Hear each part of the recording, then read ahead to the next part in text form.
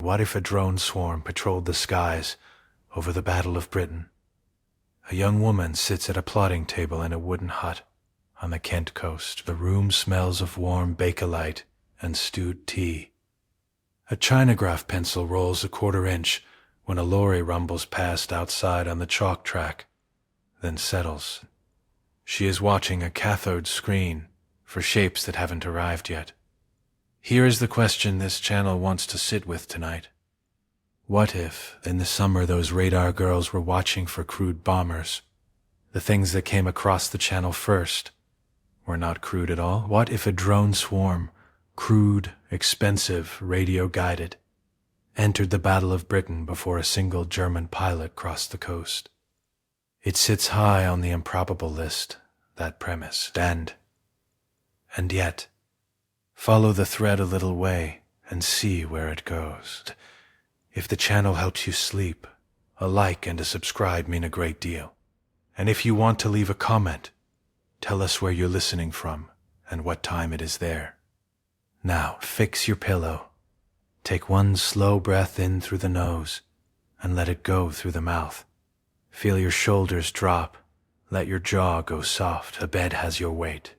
You don't have to hold anything. You wake in a wooden hut on the Kentish cliffs. Early July, 1940. The boards under your blanket are rough, and the window is a gray square of dawn light.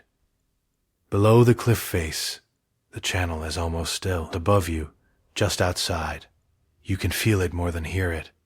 The chain-home masts hum and tick, tall lattice towers drinking in the sky.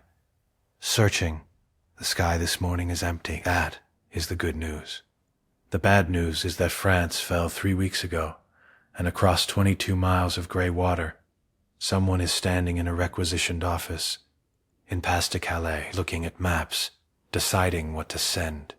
You sit up slowly. The blanket slides off one shoulder, and the morning air finds your skin.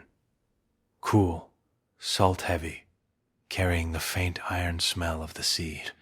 Your boots are where you left them, tucked under the edge of the bunk. You pull them on without looking, fingers working the laces by memory. Outside, the masts are visible through the window glass. 4 great lattice towers, rising maybe 110 feet from the chalk, humming at a frequency you feel in your back teeth more than hear with your ears. They have been here since 1937. Most people on the road below have no idea what they are.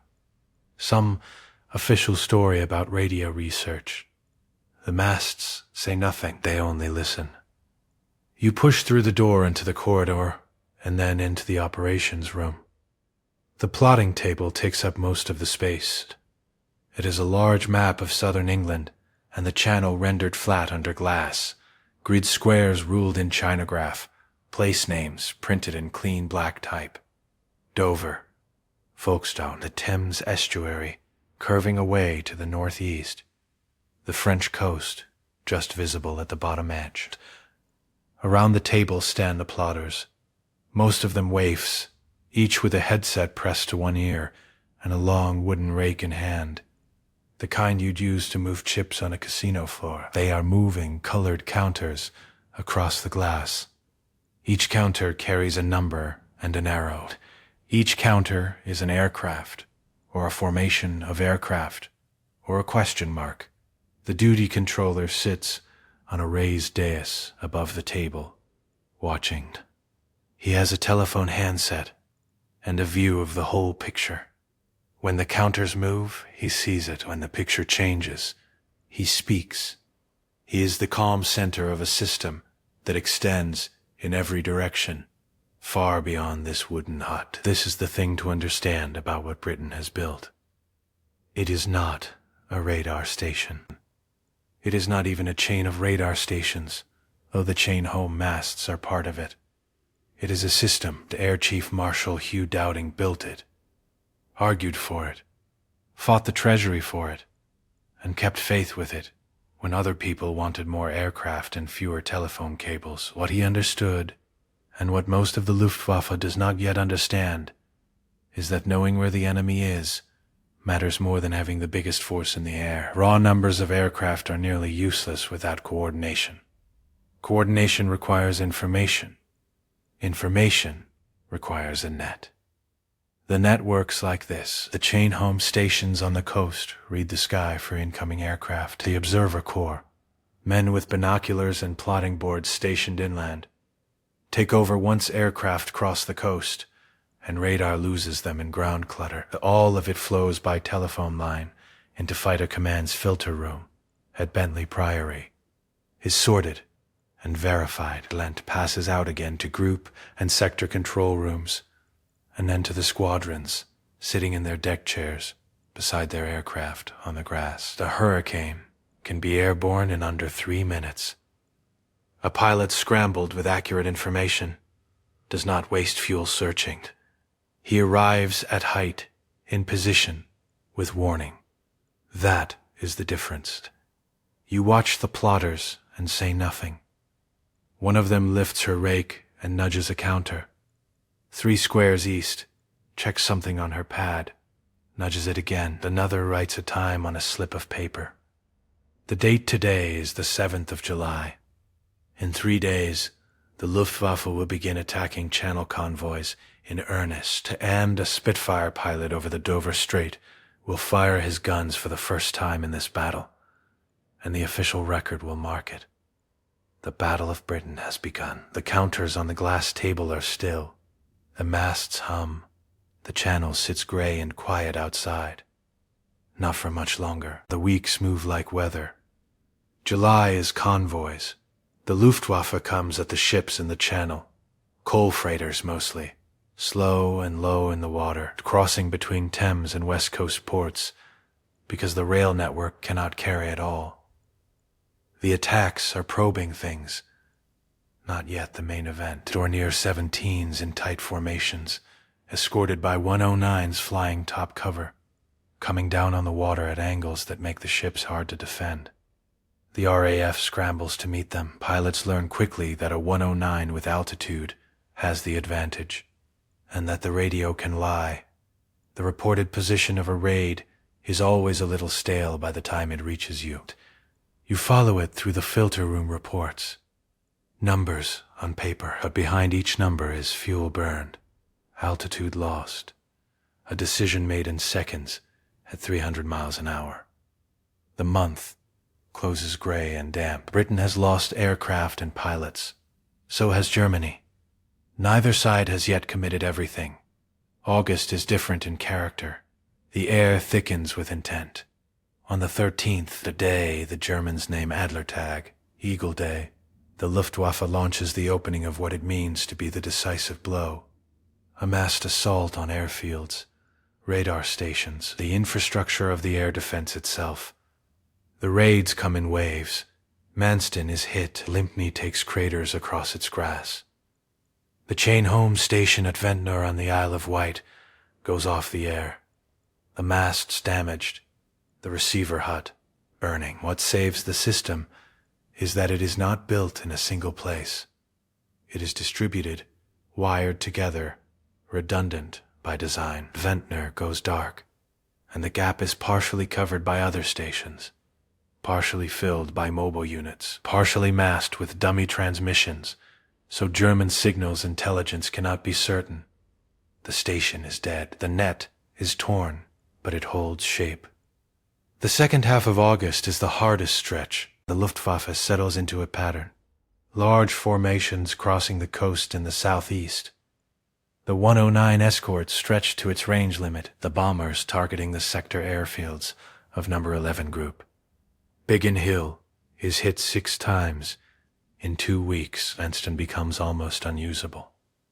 The controllers in their sector rooms move counters across glass maps and vector squadrons with less and less margin. The binding constraint is not aircraft, it is pilots. Britain can repair a Hurricane faster than it can train a man to fly one in combat. The Luftwaffe has the same problem in reverse. Its pilots, if they survive the crossing, survive into captivity. No German airman shot down over Kent walks back to his squadron. September the 7th is a pivot. Late afternoon, a massive formation crosses the Thames estuary and turns not toward the airfields, but toward the docks at the east end of London. The warehouses burn through the night, and it is, in retrospect, a strategic mistake.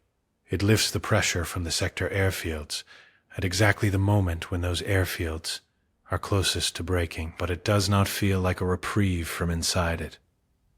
On the 15th of September, the Luftwaffe comes in daylight for the last time in real strength. The RAF meets it with everything available. Squadrons rotated through the fight across the whole afternoon. The German formations, expecting a depleted defense, find something else. Post-raid analysis in Berlin shows losses that make the September arithmetic unsustainable. By October, the daylight raids thin, and the bombers come at night instead. On the 31st of October, the RAF officially closes the battle's account. The Luftwaffe has not achieved air superiority. Sea Lion is postponed, then quietly shelved. The masts keep humming.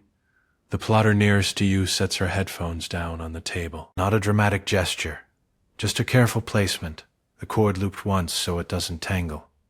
She presses 2 fingers to the bridge of her nose and closes her eyes for a moment. The hut is warm. Someone has fed the small iron stove in the corner, and the heat comes off it in slow waves, carrying the smell of coal dust and something faintly woody. The chalk walls hold it in. Outside, a gull calls once, and again, then goes quiet, its sound dissolving into the general softness of a July morning, with no raids yet plotted, no counters moving on the glass. The room breathes. You are aware of your own weight, the chair beneath you, solid, your feet flat on the floorboards, the back of your neck loosening by a degree or two, the tension you carried in with you from the morning air, finding nowhere left to live. The plotter opens her eyes and looks at the glass table. Everything still. She picks up her chinograph pencil, turns it once between her fingers, sets it down again. There is something in the quality of the stillness that asks nothing of you. The masts outside go on humming, patient and indifferent, reading a sky that is, for this moment, only sky. The gull calls again.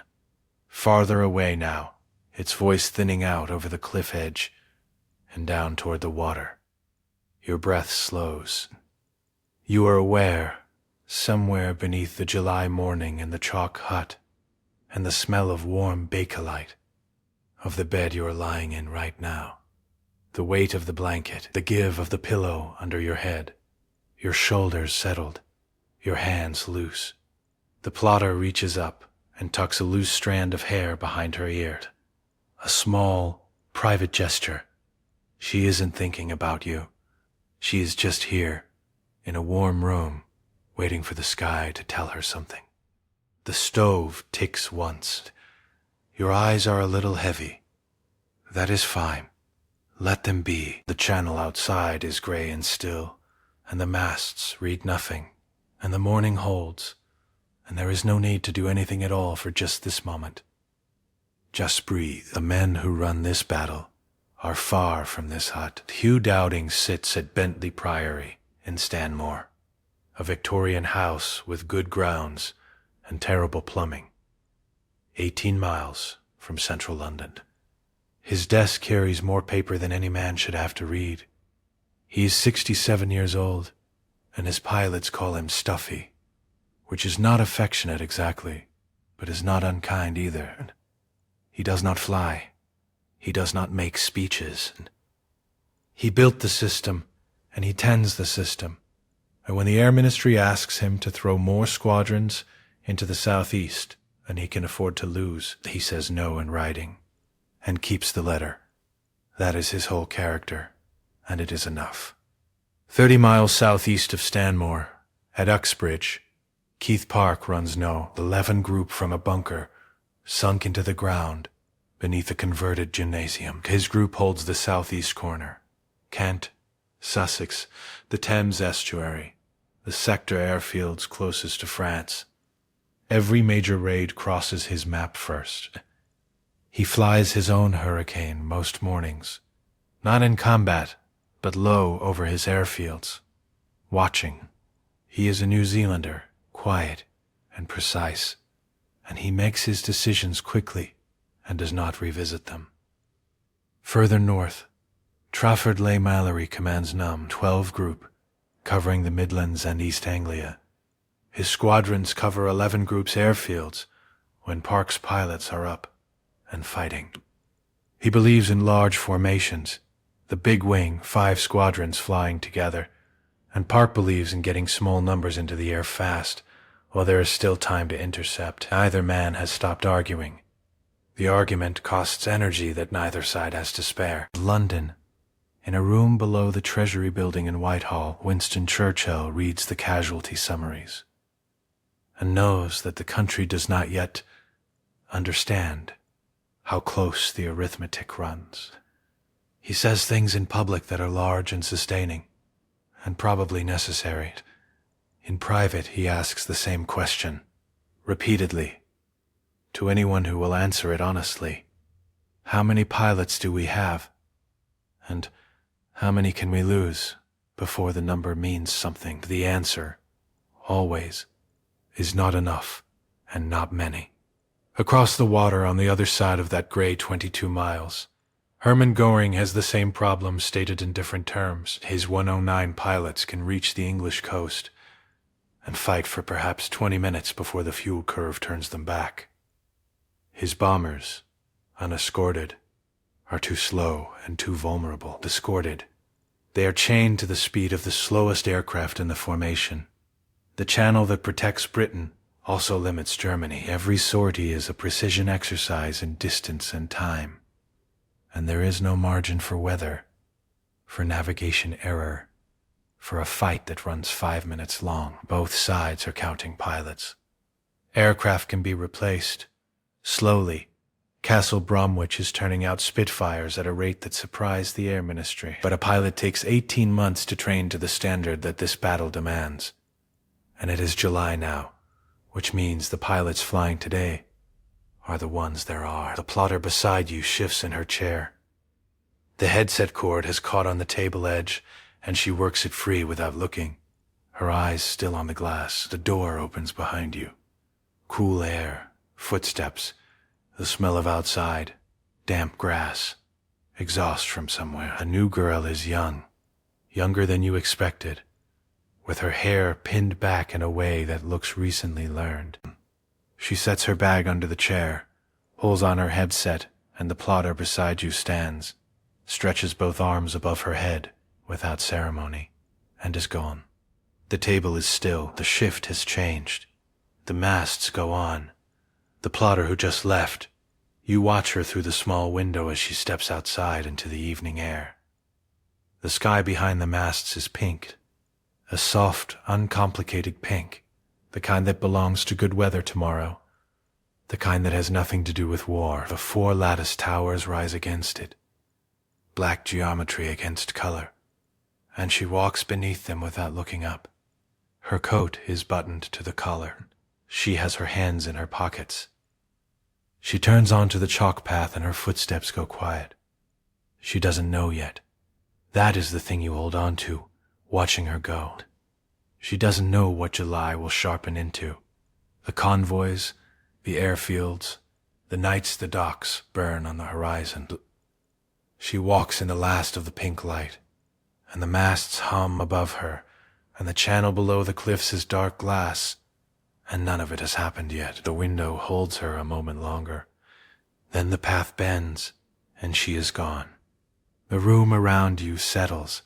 The new plotter adjusts her headset and writes something small on her pad. The stove ticks. Outside, the pink drains slowly from the sky, and the masts stand in it until there is nothing left to stand in, and then they are just shapes against a darkening blue. Your breath comes slower now. The weight of the day moves down through your shoulders, your arms, your hands resting open in your lap. The chalk walls hold their warmth. The glass table is still, and the sea, beyond the cliff, is folding away into the dark, distance by distance, until it is only sound, a low, indistinct pull of water far below. The masts hum, your eyes are heavy, and there is nothing that needs doing. and the path outside is empty and quiet, and the pink sky has gone soft and dark. And somewhere on that path she is walking home, and the world she is walking through is still, for now, the world she knows. Breathe out. Let the cliffs go. Let the hum of the masts thin into something you no longer need to follow. The dark comes in gently. You are ready for a different morning. The tannoy crackles before your eyes are open. Scramble, scramble, all available. You are already moving. Boots. No time for laces done properly. Out of the dispersal hut and into the August morning, and the air hits you, blue, still on the grass, the smell of aviation fuel and cut chalk. The sky a pale, clean blue that means good visibility, which means today will be busy. Anston sits low and flat on the tip of Kent, closer to France than anywhere you want to be, with hostile aircraft inbound. 22 miles of channel, and then you. The pilots are already running for their hurricanes, riggers pulling chocks, fitters up on wings. You take your position at the port wing root of N for nuts, hand on the starter trolley cable, watching Flying Officer Merchant drop into the cockpit and start his checks. Merchant is 22. You are 19. Neither of you thinks about this. Contact. You pull the cable. The Merlin catches, and the whole aircraft shudders into itself. That enormous mechanical aliveness of a 12-cylinder engine, coming up to temperature. The sound fills the dispersal, fills you, and then the other Merlins are firing one by one, and the noise becomes a shared thing, a wall of sound across the field, and you are watching Merchant's hand signals. That's when you hear it. Or rather, that's when you hear that something is wrong with what you're hearing. Under the Merlins, underneath them, threading between them, another sound, high-pitched, uneven, not the deep organ chest throb of Heinkel engines that you have learned to recognize in the past weeks. This is something else, a buzzing, multiple sources, close together, like a saw blade, like a kitchen appliance left running in another room, but dozens of them, scores of them, building from the southeast. Merchant hears it too. You can tell because he stops his checks. You both look up. They come in over the cliff edge low, very low, 50 feet maybe, some of them lower. And your first thought is that they are too small to be aircraft. Your brain offers you birds, then kites, then something it cannot name. They are roughly the size and shape of a man, lying flat, small stubbed wings, no canopy, no cockpit, no evidence of anyone inside. Wood and metal, unpainted on some, painted a crude field gray on others. The engines. Each one has a small engine at the nose or the tail. You can't immediately tell. Produce that high mechanical buzz that your ears have no category for. They come in a loose, ugly mass. Not a formation. A swarm is the word your mind finds and keeps. 40 of them, maybe more, spreading across the airfield boundary. Some already pitching down toward the runway. Some angling for the blast pens where aircraft sit. Someone on the field shouts something. The word doesn't carry. Your hand is still on the trolley cable. Later, much later, after the smoke and the craters and the work of accounting for what happened, someone will explain to you, imperfectly, what these things are. That. A bureau somewhere in Germany had a marginal program, that it had been marginal for years, passed between departments, starved of funding and priority, the kind of project that survives on a single advocate's stubbornness. That someone, last year, gave that advocate his window, that these crude, buzzing, pilotless frames are what that window produced, but that is later. Right now, Merchant is shouting at you from the cockpit, and the swarm is crossing the field boundary, and N for nuts is not yet at temperature. Merchant is pointing at the chocks. You yank them. You shouldn't. He isn't at temperature, but you yank them anyway, and step back, and he's rolling before you've cleared the wing. The first airframe hits the runway 40 yards to your left. No flash, just a hard crack and then a column of dirt and tarmac lifting straight up, slow-looking, the way these things always look slower than they are. And then the pieces come down pattering across the grass like rain on a tin roof. The crater is small, maybe 4 feet across, not large enough to kill a building, but the runway surface is cracked along a seam, and there's another one coming in behind the first, and another behind that. You are running for the lorry before you decide to run. The grass is wet under your hands when you go down. You crawl the last 6 feet on your elbows and knees, the way they showed you in training, and you get under the chassis and press your cheek against the ground, and the earth smells of old rain and diesel and something sharp you can't name. The ground shakes. Once, twice, the third time further away. Under the lorry you can see the fuel bowser across the dispersal in a narrow strip of world between the running board and the grass. It is burning, not explosively. It caught, and it is burning, which is almost worse, because it is going to burn for a long time, and it is going to burn all of that fuel, and there is nothing to do about it from here. The heat reaches you, even at this distance, a pressure on your face. The smell is thick and sweet and wrong. Merchant is gone. You heard his engine change note heading for the north end of the runway. You don't know if he got airborne. You don't know if the runway will hold a hurricane at speed after what has just been put through it. The buzzing does not stop. The second loose mass of the airframes comes over the perimeter, and behind them, higher and organized, the sound you do know, the real engines. Heinkels, the escort fighters above those. The buzzing things go first, low and fast and ugly, and they hit the blast ends this time, 2 of them. And the sound is different there, sharper, because the pens are brick, and the brick comes apart differently to runway surface. A Spitfire from the far end of the field begins to roll. You can see it through the gap below the running board, the elliptical wings catching the morning light. And it is picking up speed, and then one of the small airframes drops across the runway, 30 feet in front of it, and the pilot, you can't see him. You can only see the aircraft, brakes hard, and the spit sloughs left onto the grass and bogs, immediately in the soft ground at the edge of the strip. And the wheels sink, and it stops, and it does not burn. It just sits there, canted slightly forward, going nowhere, and you press your forehead down against the grass. Above Uxbridge, you won't know until later. The sector controller is looking at a plotting table that shows too much. The chain home returns are garbled.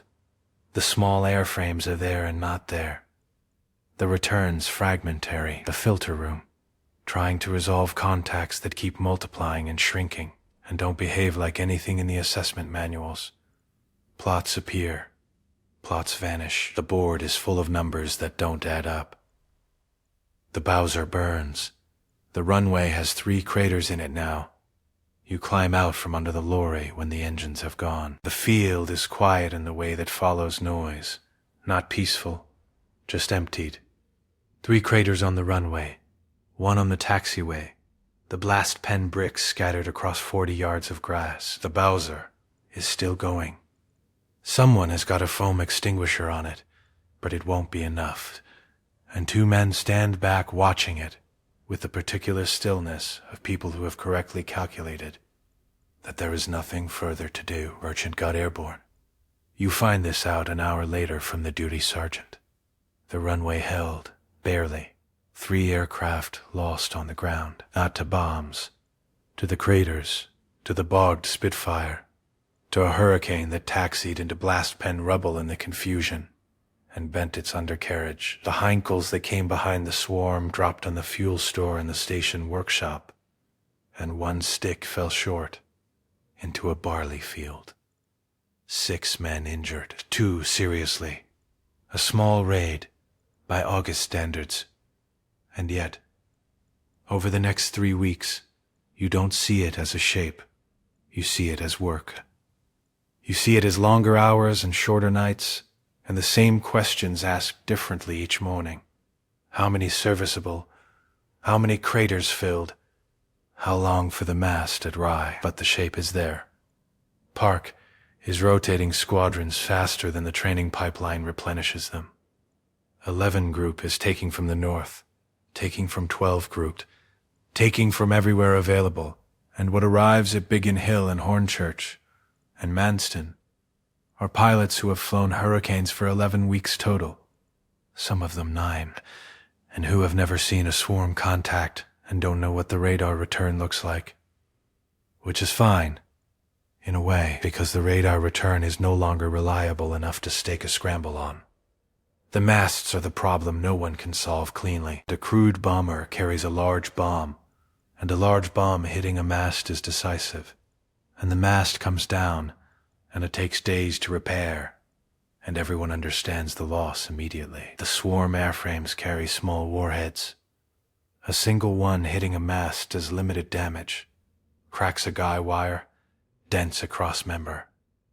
Nothing fatal, but they come in numbers, and the numbers concentrate, and after 4 or 5 have walked across the same structure, across 2 or 3 raids, the structure is down. A rate of replacement has not been planned against this kind of attrition, because no one planned against this kind of attrition. Gaps open along the south coast, not blind spots.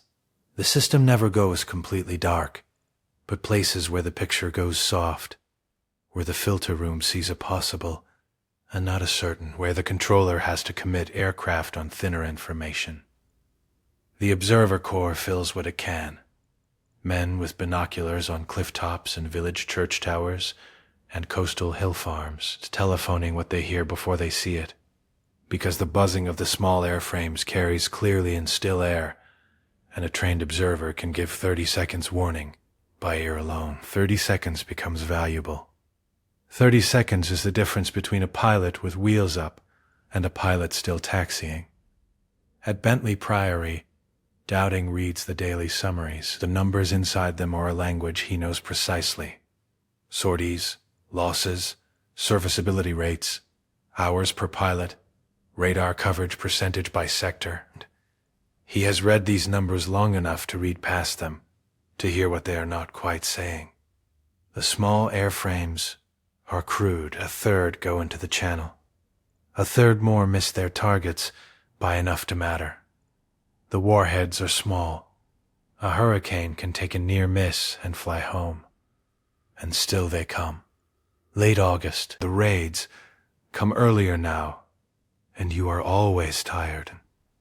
You sit against a sandbag wall on the south side of the dispersal hut, back to the warm, canvas-covered sand, legs out straight in front of you. Someone has a kettle going inside, and you can hear it beginning. That first low hiss before the whistle, the gentle percussion of water just starting to move. Your boots are off, your socks are damp. You stopped noticing that some time ago. The field is quiet, not empty. There are men at the blast pens, a fitter checking an oil line 2 aircraft down, voices somewhere beyond the fuel store. But the particular quiet that falls between raids, when the sky is just sky again. You let your head go back against the sandbag. The Hessian is rough against your neck. The sand inside is warm from the day's heat, holding it the way sand does, slow to give it up. Your shoulders drop. You hadn't known they were lifted. The kettle hisses. Your hands rest open in your lap. The knuckles are cracked from work, the nails dark at the edges. You look at them without much interest, and then stop looking. Across the field, nothing moves. Your breathing slows on its own, the way it does when the body stops waiting for something. In. A long pause at the top. Out. Slower than before. The chest drops, the jaw loosens. Somewhere behind your sternum, a tightness you have been carrying since before dawn begins to soften at its edges. The kettle climbs toward the whistle, and then someone lifts it before it gets there. The hiss fades. Quiet. The sun is low and warm on your left cheek. A fly lands on your wrist and leaves. Somewhere across the grass, a lark. Just one, just briefly, and then nothing. Your eyelids are heavy. Not heavy like fighting sleep, heavy like setting down a weight you've been carrying at arm's length for a long time. And the relief of putting it down is itself a kind of warmth. The field breathes. You breathe with it. In, out. The sandbag holds you. The ground holds the sandbag. Everything below you is solid and still, and above you the August sky is open and pale and going slowly gold. And you are, for this moment, nowhere urgent. The shelter smells of wet brick and other people. You found it 3 streets from your sister's house in Stepney. A railway arch the council reinforced last spring with timber and sandbags. 40 people, perhaps more, pressed along the curved walls on wooden benches. The arch holds them the way a cupped hand holds water. Barely, gently, with a constant suggestion that it might not. Your sister Ellen sits to your left with her youngest across her lap. The boy is 4. He has been asleep since 9, which is a mercy, because the sound tonight is continuous in a way the wireless did not prepare anyone for. Not just the bombers. You know the bombers now, the weight of them. That slow arterial throb underneath and between them. The other sound. The buzzing. Higher and irregular, dozens of sources blurring into one. And where it crosses the bomber engine, note the sound becomes something the ear struggles to process. Something between mechanical and biological, like a hive disturbed. The docks have been burning since 7. You know this because the light said so before you got underground. A red-orange glow to the southwest, visible over the rooftops, soft and total. The kind of light that means something very large is feeding a fire with itself. Ellen's hand finds your arm in the dark. The bucket is between your feet. Sand and a stirrup pump, the way the warden showed you last month in the church hall with his rolled-up shirt sleeves and his patient, slightly exhausted voice. And if it comes through the roof, don't wait. Sand first, pump second. You have rehearsed this. Your foot touches the bucket occasionally to confirm it, a crack above the arch. Close, not direct. And the timber framework creaks, and a fine silt of old mortar comes down through the dark like flour, settling on shoulders and hair. The boy doesn't wake. Ellen's hand tightens, then quiet enough to breathe in. The woman on your right is perhaps 60. And she came in with a string bag containing a thermos and a photograph in a cardboard frame, and she has not spoken to anyone.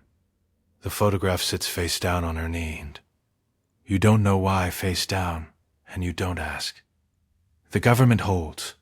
You hear this later, from the warden, from the wireless, from the way people talk about it in the weeks that follow. The same government, the same voice on the wireless, the same stubbornness in the face of something that was supposed to break morale and did not. Not because people aren't frightened, because they plainly are, but because frightened and broken are different things. And this city, for reasons it could not fully articulate, does not stop being itself. The 15th of September comes. The RAF goes up. Park commits his squadrons the same way. The controllers read their boards. The Hurricanes and Spitfires climb into the blue. And the fighting is real, and the losses on both sides are real. And the RAF holds the line. That part is true, but the swarm has been at the radar masts again. And 3 sector stations are running on partial information. And the clean arithmetic that made the real 15th feel decisive, we have turned them, does not arrive. The Germans lose heavily. They don't stop. The daylight raids thin into October the same way, but slower, dirtier, with less certainty on either side about what it means. In the shelter, the boy wakes briefly, looks at the curved ceiling above him, and goes back to sleep. The bucket of sand sits between your feet. The arch holds. The The camp bed is a metal frame and a canvas sheet, and it is enough. The schoolroom smells of chalk dust underneath the wet wool, underneath the paraffin, underneath the cold that lives in old brick and doesn't leave regardless of the season. Someone has stacked the children's chairs against the far wall in 2 neat rows, and the small desks have been pushed to one side to make room for 6 beds, of which yours is the furthest from the door. You lie on your back. The paraffin lamp on the windowsill throws a low amber circle up the wall and across the ceiling. The flame is still. No draft reaches it here. Your boots are on the floor beside you, laces loose. Your greatcoat is across your legs because the blanket is thin and the night is not. Outside, somewhere at the field boundary, one of them is up, a sound you have learned to identify in the dark now. That high, uneven buzzing, the solo airframe on some errand you cannot read, moving south to north and then fading, the note dropping the way the note of a passing train drops. That small stretching of sound as distance opens. It goes. The lamp holds its circle. Your shoulders press into the canvas, and the canvas sags a little under you and finds the shape it will keep. The metal frame creaks once and is stilled. You feel the weight of your own legs, the specific, reliable heaviness of feet that have stood all day. Your hands are at your sides. Your jaw unclenches. In, out. The chalk smell is old and soft. The lamp breathes its small breath. On the wall above the blackboard, a child has drawn a map of England in careful crayon, the coastline approximate, hopeful. The counties, each a different color, and the amber light just reaches it and holds it there. Your eyes find it, and then stop finding it. The ceiling. The dark at the edge of the ceiling. The dark. Your chest rises once, slow, and settles. The field outside is quiet now. The buzz is gone. The night folds back over the satellite field and the requisitioned schoolroom and the 6 beds and the 5 other men already sleeping. And the paraffin flame bends once in some small, private draft and steadies again. You are already somewhere else. The Nissen hut is cold in a way that the schoolroom was not. Metal walls, metal roof, a wind off the North Sea finding every seam. The stove in the corner is lit, but the hut is long and the heat does not travel. At your end, the far end, the cold simply is. A fact, like the trestle tables, like the smell of solder and machine oil, and something faintly burnt. You are a civilian. You have been a civilian your whole life, and the war has not changed that, only moved you here, to this strip of Suffolk coast, to this hut, to these tables, to this, you know without lifting the mug. Across the 2 trestle tables, the airframe lies in pieces. It is smaller than you expected. That was the first thing, when they brought it in on the flatbed from the crash site in Essex.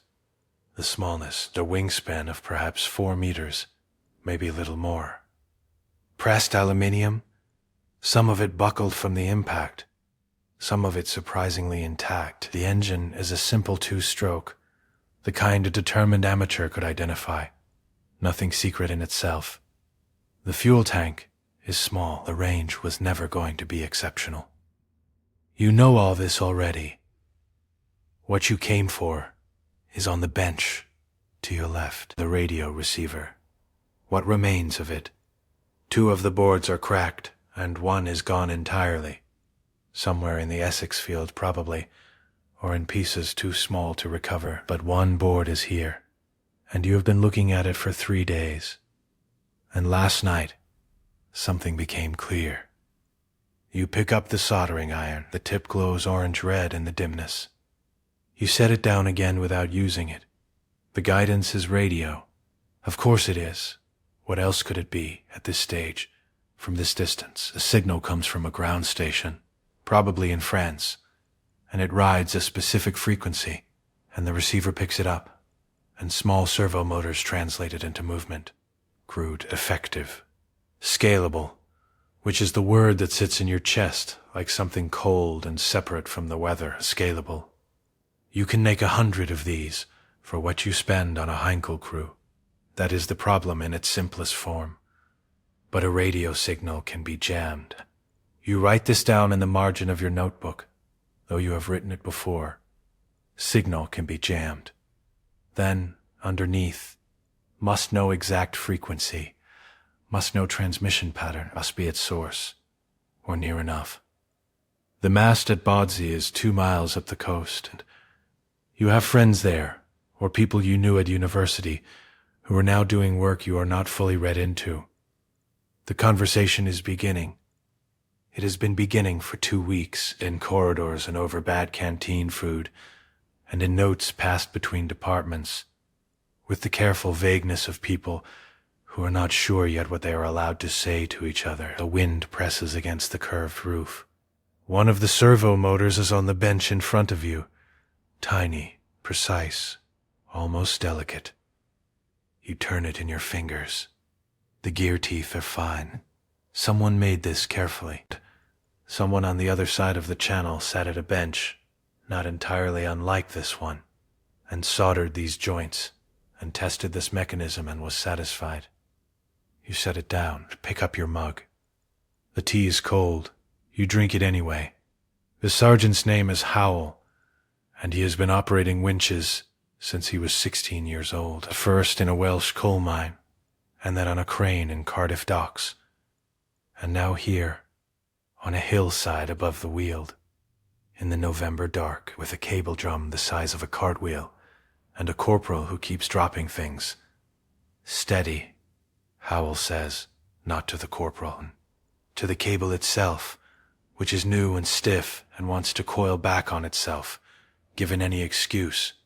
The balloon goes up slowly, a gray shape against a gray sky. The cable runs from the drum up through a pulley bolted to a telegraph pole, and out horizontally across the approach lane. That is the word they use now. Approach lane, as if the things are aeroplanes with schedules, 200 feet up, strung across the valley like a washing line for giants. If a buzzing airframe follows its programmed heading at low altitude, it will meet the cable before it meets the airfield.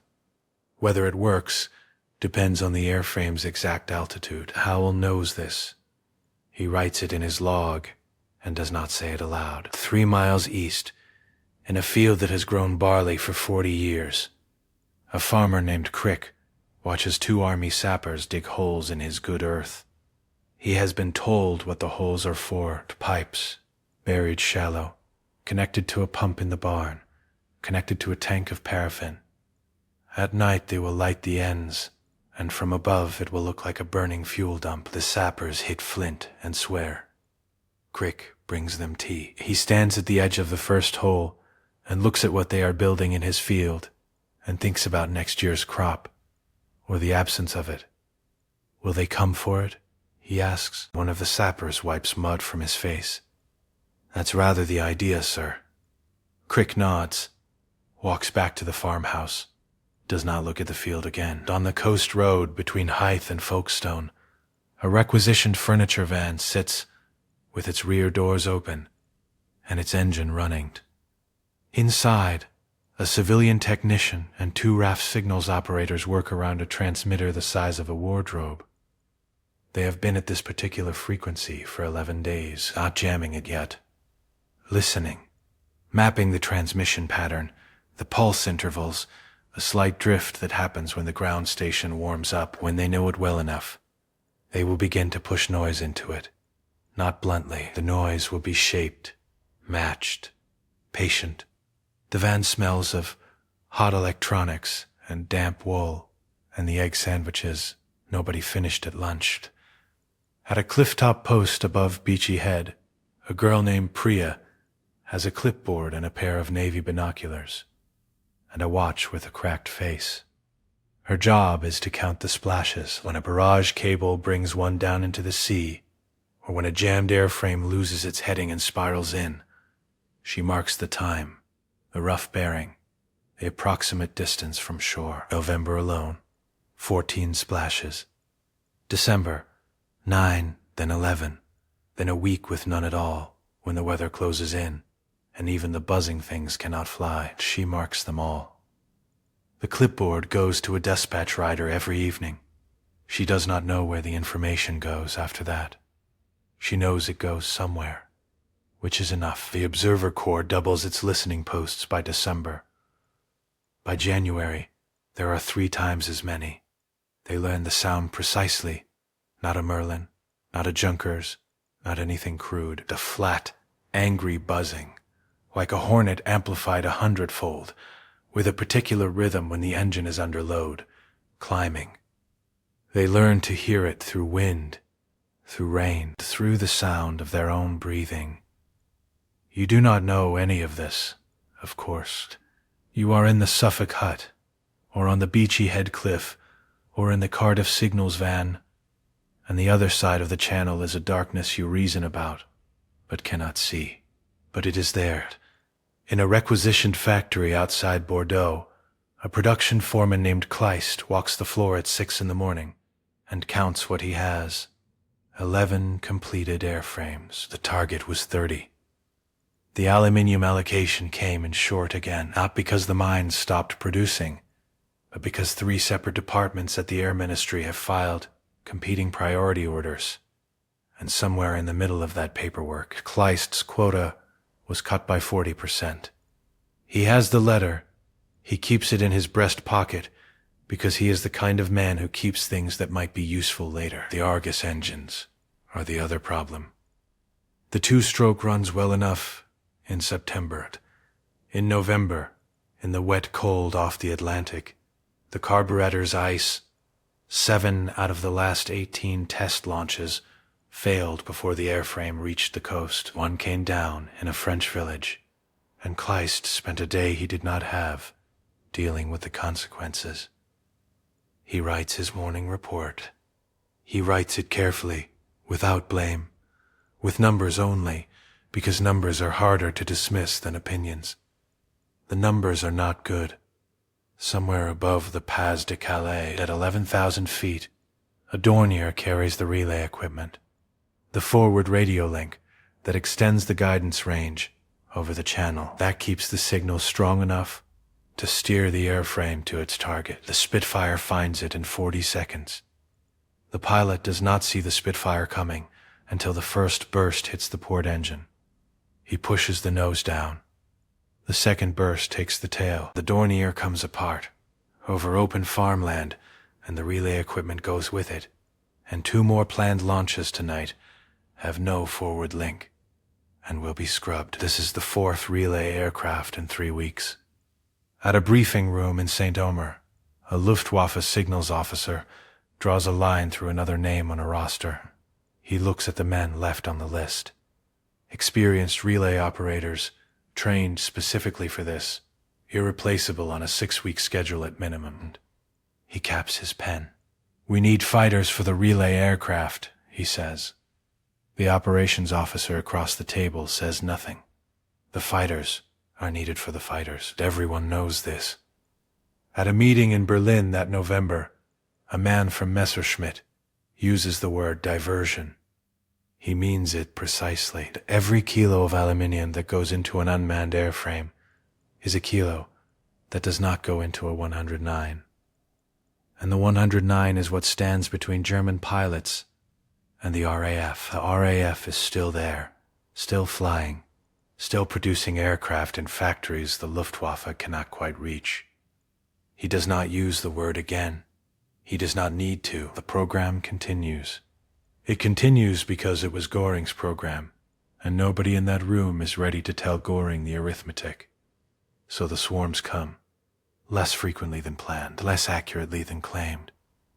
But they come, and the radar masts crack, and the Observer Corps listens in the dark, and the barrage cables hang in the valley approaches. The paraffin burns in Cricksfield, and the signals van sits on the coast road with its engine running. Neither side is winning. Both sides are spending what they cannot replace. The channel stays cold. The channel stays wide, and somewhere in a Suffolk hut, your soldering iron glows orange in the dark. 3 a.m.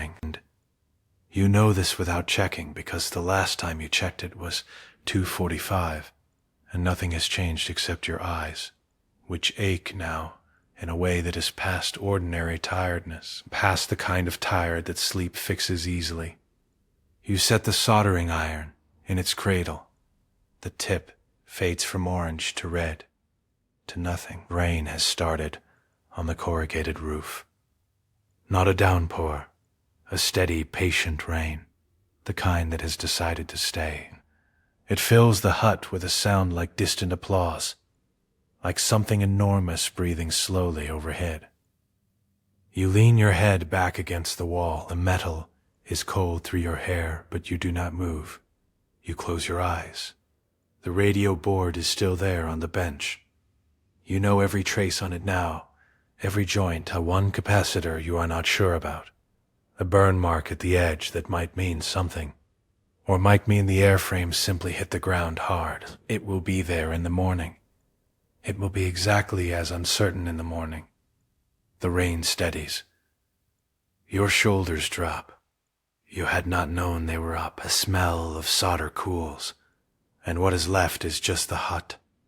Metal, damp wool, the faint mineral smell of the Suffolk coast coming through the gap under the door. Cold air around your ankles.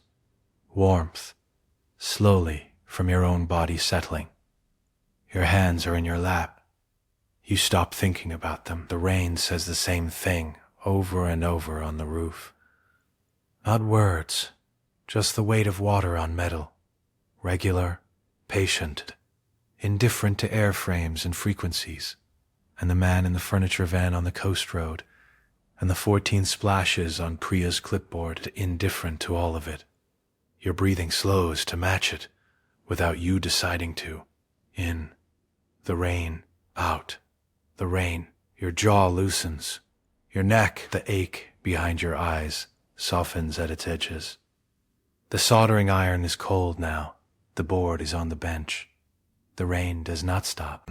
You stay like this, head back, eyes closed, hands open in your lap, and the hut breathes around you, and the coast outside is dark and wet, and very quiet, and for now, for just now, there is nothing else required of you at all. The chair in the crew room is the same chair. That is the thing about March. Everything is the same chair, the same crack in the plaster above the door, the same smell of cold tea and cigarette ash, and the particular damp that comes up through the concrete floor of this particular hut at this particular sector station in Kenton. You have been sitting in this chair since before the sun came up. Your parachute harness is half fastened, the way you always leave it until the tannoy goes. Fully fastened is uncomfortable. Fully off takes too long. So you sit with the left leg strap buckled and the chest clips loose, and your hands around a mug that has been empty for 20 minutes. Outside, the grass is wet. It was wet yesterday. It will be wet tomorrow. The tannoy goes at 8:40. Not a scramble, a patrol. Vector 210, Angels 12, Channel Watch, 1 hour. You are on your feet before you have decided to stand. The hurricane is cold in a way that February never quite stopped being. The metal of the cockpit rail is cold through your gloves. The engine turns over twice before it catches, and the sound of it, the big Merlin coming alive, is still the best thing, still the thing that pushes everything else briefly aside, and you taxi out. The field is soft at the edges from the rain. Garvey is on your left. You don't look at him. You know he's there. 12,000 feet. The channel is gray-green below, wrinkled, indifferent. France is a darker smear on the horizon, there and then, not there as cloud shifts. You have been looking at France from up here for 8 months, and it has never looked like anything other than what it is. A coast. Another country. The place the problem comes from. Today it looks quiet. The radio gives you nothing. The carrier frequency. A steady breath of static, and then Parker's voice from sector control saying your call sign back to you. Routine.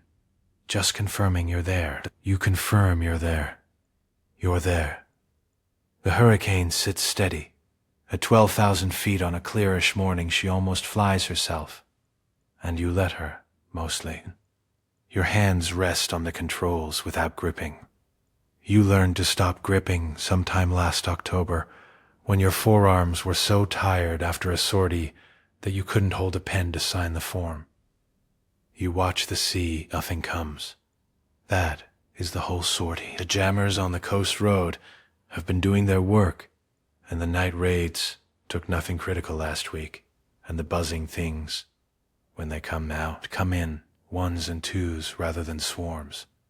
And the cables and the listening posts and the signals vans catch most of them before they reach anything that matters. Most of them.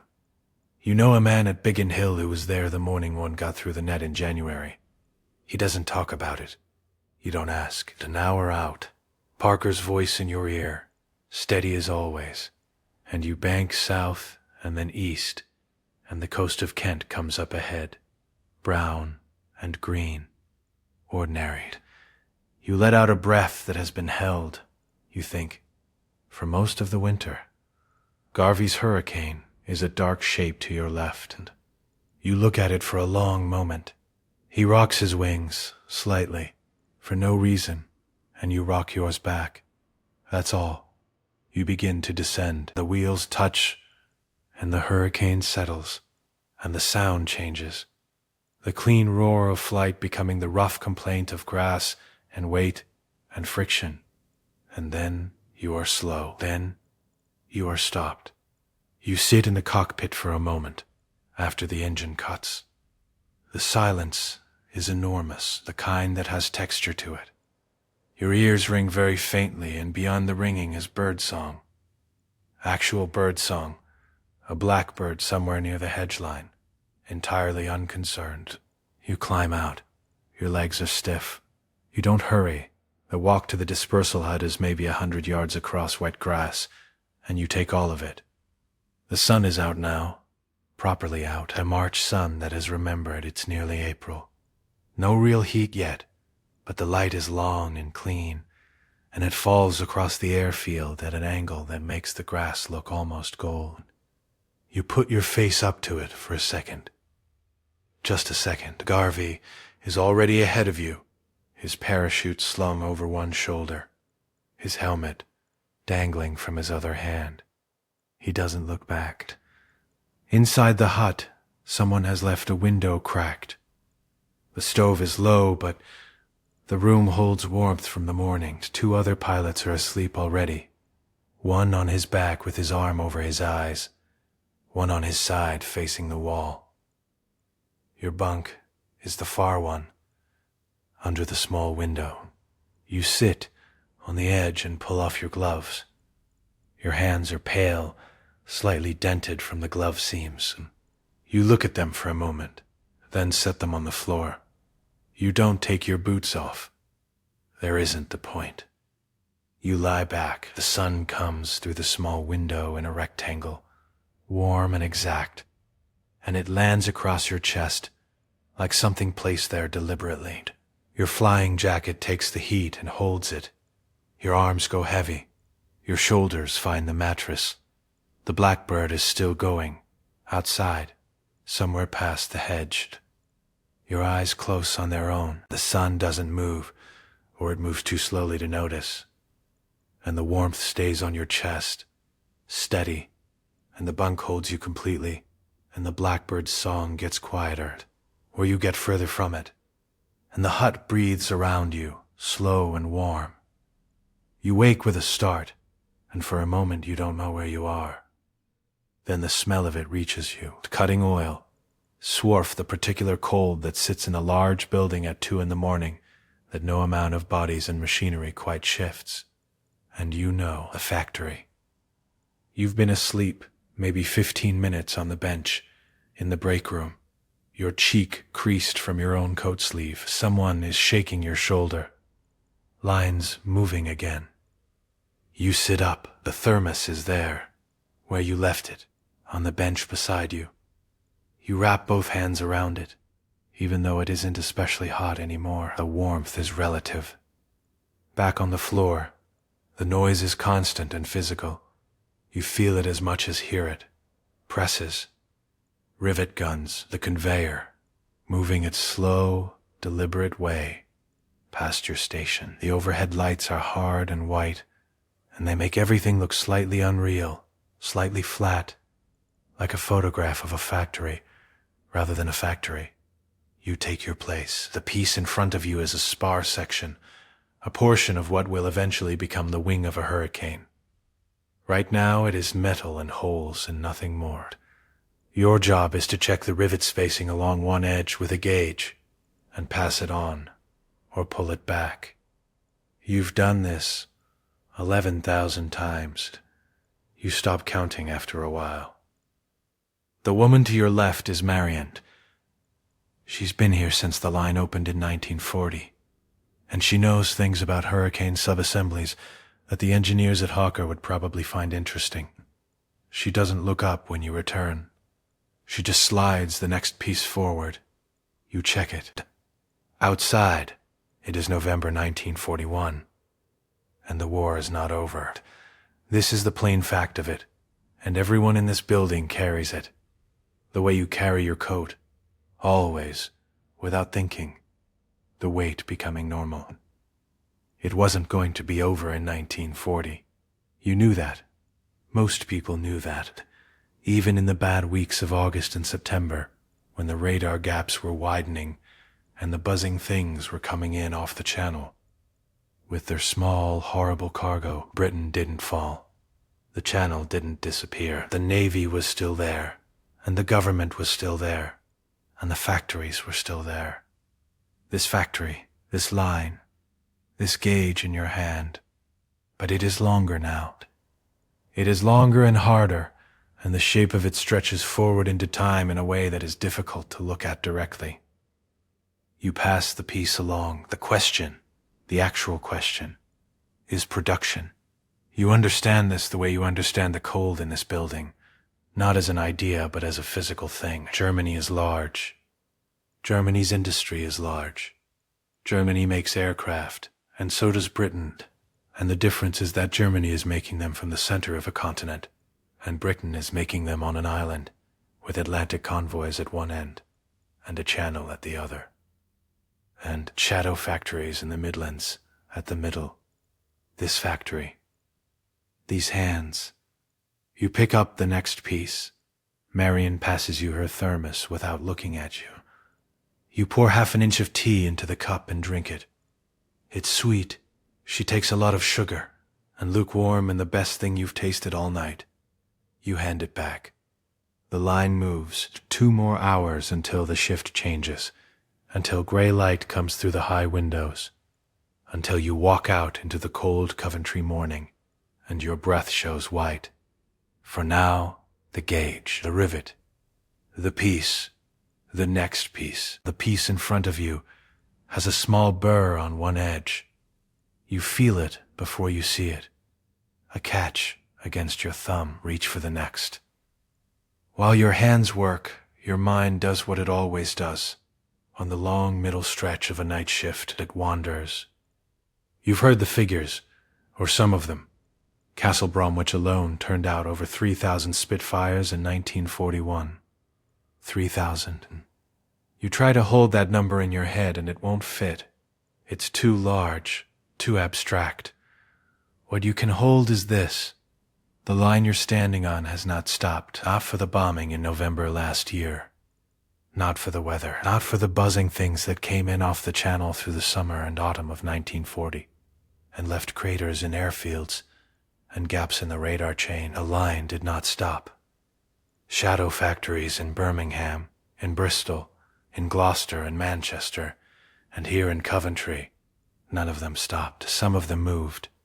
Some of them went underground, or into requisitioned bus depots, or into buildings that had nothing on the outside to suggest what was happening inside. What was happening inside was this: a gauge, a rivet, a spar, a wing, a hurricane. But German calculation had assumed that sustained pressure on airfields and radar would break the production cycle. It didn't.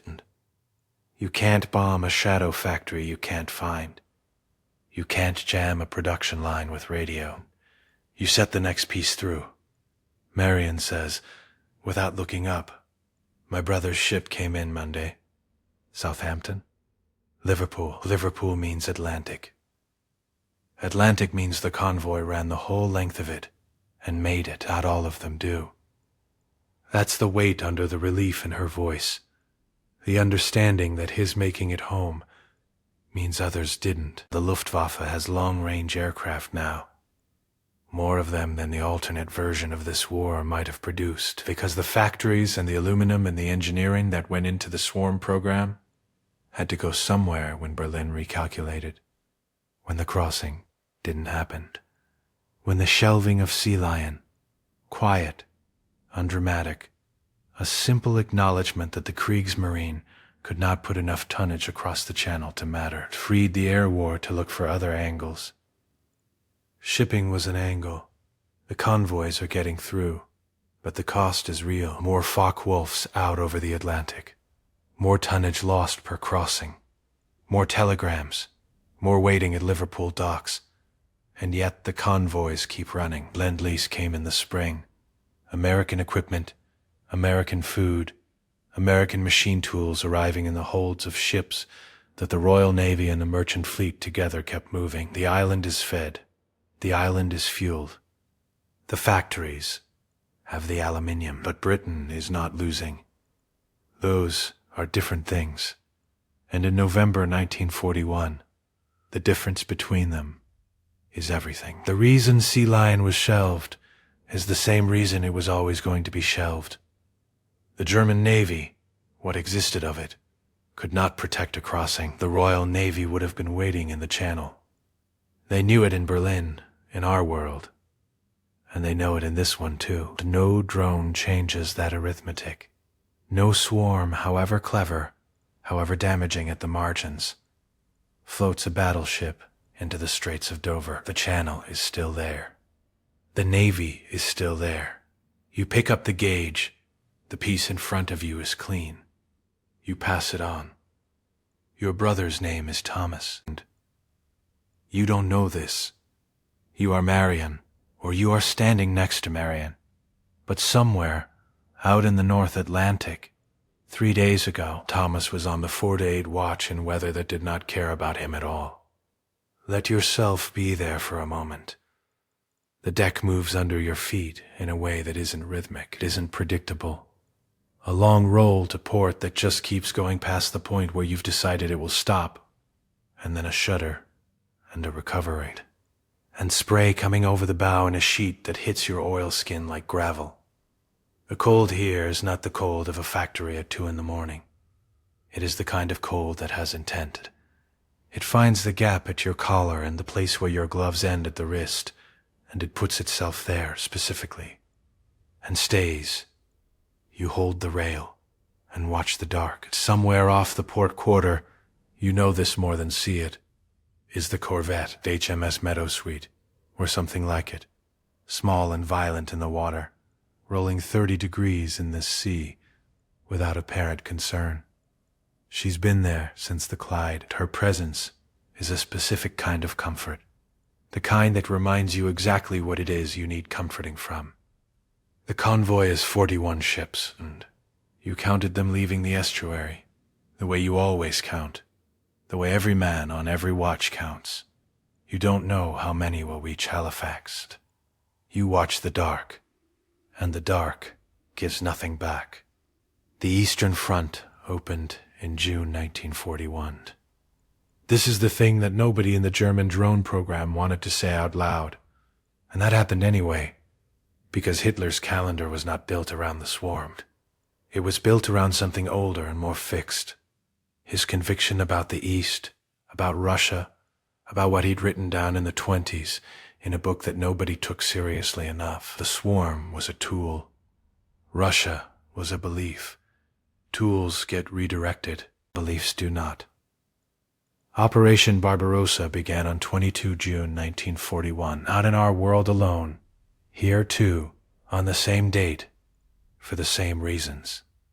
because the reasons had nothing to do with air campaigns over England. They had to do with Hitler. When 3 million German soldiers crossed into Soviet territory, they needed air cover. They needed ground attack. They needed reconnaissance and supply interdiction and close support. And they needed it over enormous distances and in conditions that made the channel look like a boating lake. The swarm lost its patron. Not formally. There was no single meeting, no clean decision. It happened the way logistics always happens, through a sequence of smaller decisions, each individually reasonable. The aluminum allocations shifted. Factory schedules were revised. Technical staff who had been working on guidance systems in Bordeaux received new postings east. The forward fields in Pas-de-Calais remained, and launches continued. But the program that had been expanding, that had been promising Göring something new and decisive, simply stopped growing. The airframes that were going to England started going east. Not enough of them reached either destination to be decisive, which is the particular economic punishment for dividing a scarce resource between two competing needs. Thomas finishes his watch and goes below. He pulls his wet gloves off. His hands are red and stiff. Someone passes him something hot, and he wraps both hands around it and stands there in the narrow passageway, not speaking, just breathing. The convoy moves west. You hand the mug back and find your way to the mess deck. The hammock is there, where you left it, slung between the same two hooks it's always slung between. You don't undress. There isn't time. There isn't warmth. You just peel off the oilskin and let it fall and climb in. The canvas takes your weight. It smells of damp wool and salt and the man who used it before you on the last watch cycle. And none of that matters. You are horizontal. That's all. After 4 hours upright on a pitching deck in Atlantic November, horizontal is everything. The ship rolls to port. You roll with it, the hammock swinging slightly, not fighting the motion, just accepting it, the way water accepts the shape of whatever holds it. Your body knows this now. 3 crossings, and your body knows. You don't grip. You let it move. The roll comes back. Long, slow. A deep breath the whole ship takes. Your shoulders drop into the canvas. You didn't know they were up until they came down. Your jaw loosens. The cold is still there, in your hands and feet, but it's already becoming abstract, something that happened to you. That is happening slightly less now. That will be gone by the time you wake. The mess deck is dark. Someone is snoring 3 hammocks down. The sound is so ordinary it becomes part of the room, part of the rhythm. Roll. Recover. Roll. Your breathing finds the swell without you asking it to. In on the roll, out on the recovery. The ship does the counting for you. Your feet are heavy. Your legs are heavy. The hammock holds all of it, all the weight of the watch, and asks nothing back. Somewhere above you, a long way above you, through steel and cold air, the dark is still out there. The corvette is still off the port quarter. The convoy is still moving west. You know this. You hold it for a moment, that knowledge, and then you let it go. It doesn't need you right now. The roll comes again, left deeper this time, or it seems deeper. It's hard to tell. With your eyes closed, with your breathing slowed, with the canvas warm against your back, you drift. A year turns, and then turns again. You are in a Nissen hut somewhere in Cambridgeshire, January 1942, and the cold is a different animal than the Atlantic cold or the factory cold. This cold is still. It has no movement in it. It sits on the corrugated iron roof, and in the gap under the door, and in the blanket that your feet have pushed off during the night, and it waits for you to notice it. You notice it. You pull the blanket back. You lie there for a moment, not ready to be a person yet, looking at the ceiling. Pearl Harbor was 5 weeks ago. The Americans arrive in pieces, not the flood you might have imagined, Not a sudden doubling of everything. That's not how armies move. They arrive in pieces. Advance parties, liaison officers, crates of equipment that don't quite match the British fittings.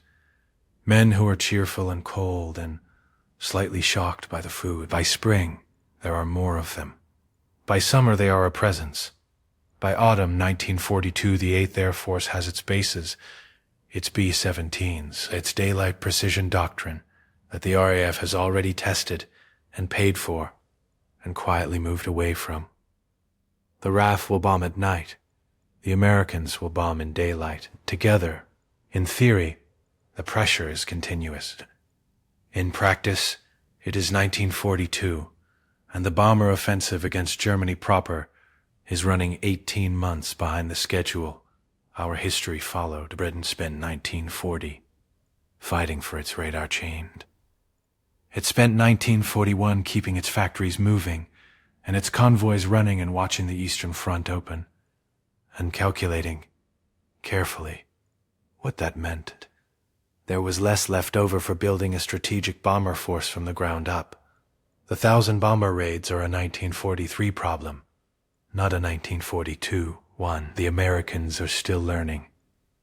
The flak over Wilhelmshaven is a lesson that costs.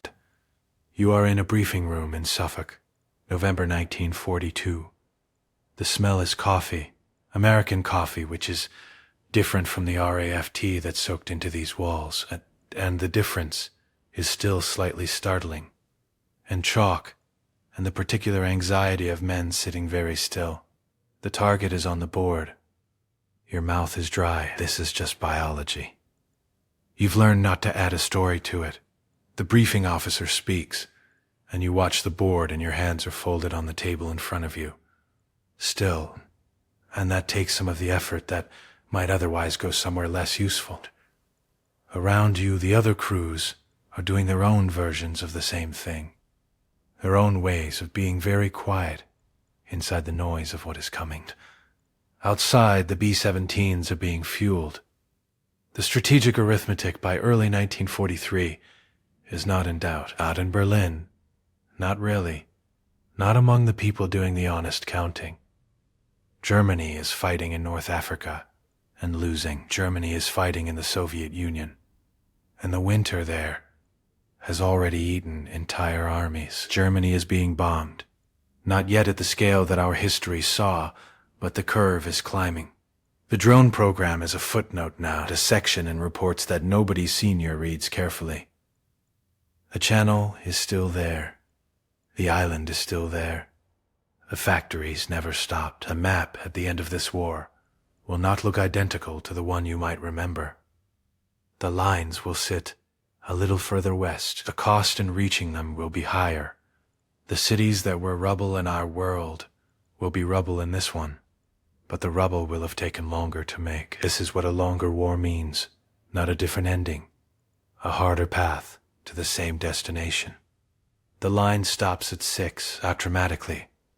The conveyor simply slows and ceases, and the sudden absence of its noise is almost louder than the noise itself. Around you, people straighten up, roll their shoulders, begin the small rituals of leaving. Marion pulls her scarf from her coat pocket. Someone drops a thermos and the clatter echoes off the high ceiling. You walk out through the main doors into the dark blue hour. A cold is immediate and clean after the oil smell of the floor. You stop for a moment on the step without meaning to. Your body just does it, takes one breath of the outside air and pauses. The sky above the rooftops is that particular color that is not yet morning. Not black, not gray, something in between that has no good name. You start walking. The street is quiet.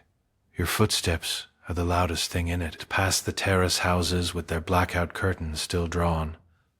Past the post box. Past the place where the hedge runs along the edge of someone's garden. The hedge is rimed with frost, every small leaf edged white, perfect and still in the dim light. You don't stop to look at it, but you notice it. Your hands are in your pockets. Your shoulders are up around your ears. The coat is not quite warm enough for November at 6 in the morning, but it is what you have, and your body is generating heat from 11 hours on the line, and so you manage. The gate, the path, the key.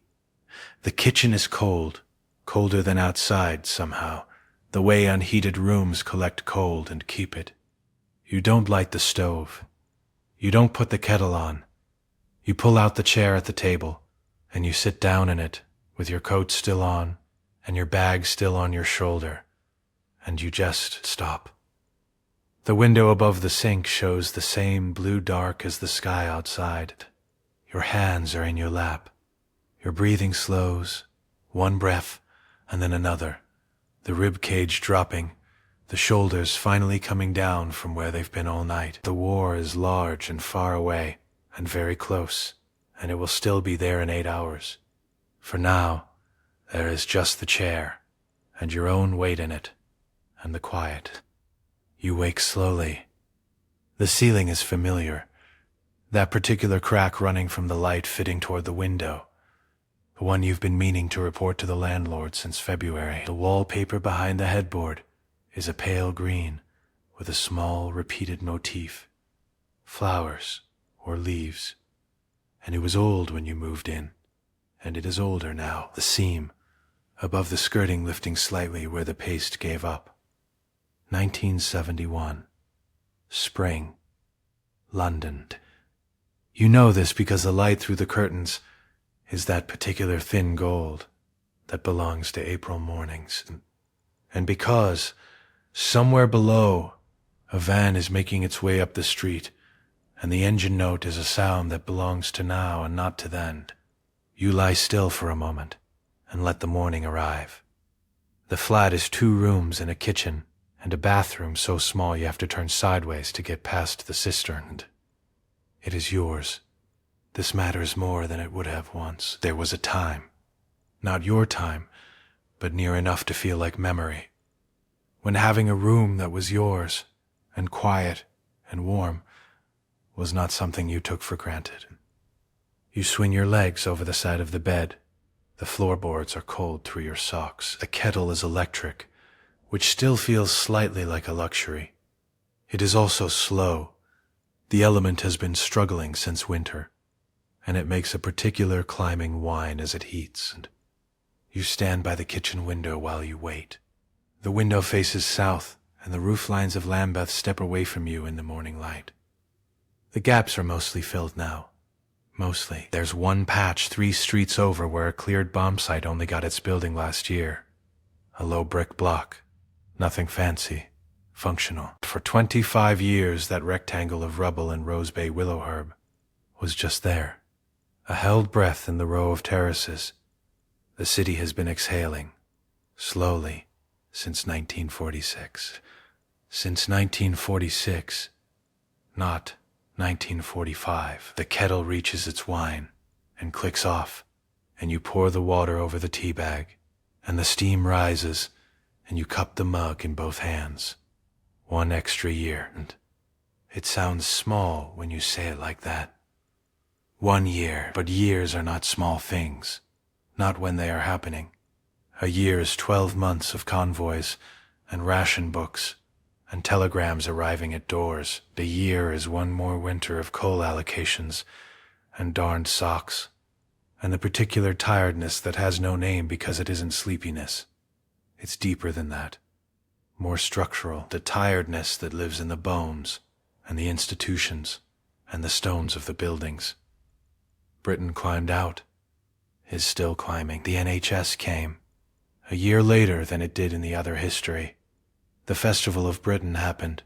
Quieter, smaller, the bunting a little more threadbare. The tower blocks going up across the river are going up now, in 1971. Where they went up a decade ago, in the world you might remember from books.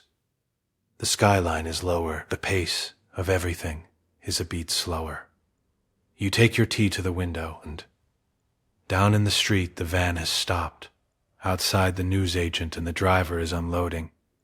A woman walks past with a child on her hand. A pigeon lands on the top of the postbox. and sits there, entirely satisfied with its situation. The sun is coming up over the rooftops, and it is warm on the glass and warm on your hands around the mug. The city is quiet. The war has been over for 25 years. The morning is ordinary, and the morning is enough. You rinse the mug under the tap and leave it on the draining board. The wireless is on the shelf above the cooker, a brown Bakelite thing with a cream dial, and you turn it on and wait for it to warm up.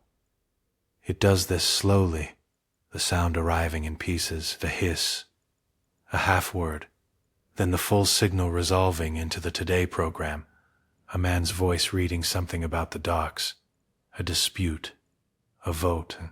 You catch fragments while you button your shirt. The Midlands, a figure in thousands of tons, something about the minister. You turn it down, not off. The milk is on the step when you open the front door of the building. 2 pints in glass bottles, the foil caps dimpled from the cold night. Leave. 1 on the hallway table for Mrs. Okafor in the ground floor flat, the way you've done since she mentioned her knees in February. The milk is cold enough to feel it through your palm. Back upstairs, you make toast. The bread is white and slightly stale, and the toaster is the kind with the drop sides that you have to watch or it burns. You watch it. The butter goes on in thick strokes, and the marmalade from the jar that has been nearly empty for 2 weeks goes on in thin ones. You eat, standing at the window again. This is a habit you have. Standing at windows. You're not sure when it started.